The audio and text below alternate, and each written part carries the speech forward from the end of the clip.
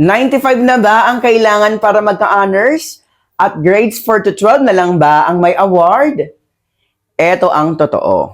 Hi everyone, this is Teacher Eds and today i-explain natin itong kumakalat na bagong grading at honors system.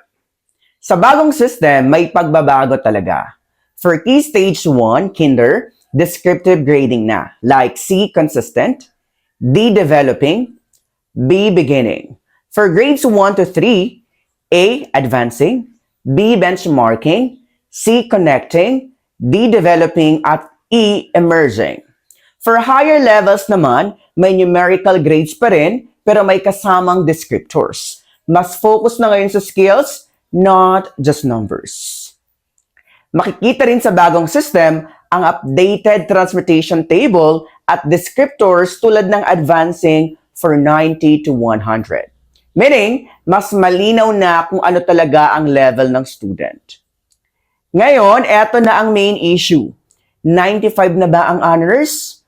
According sa DepEd Order number 36, series of 2016, 90 to 94 with honors, 95 to 97 with high honors, at 98 to 100 with highest honors. So no, hindi pa 95 ang minimum.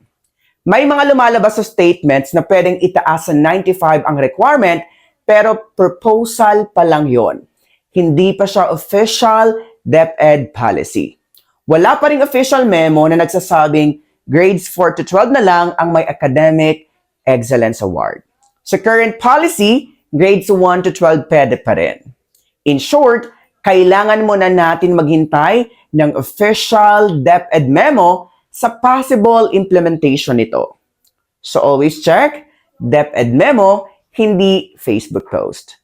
Thank you. This is Teacher Eds once again.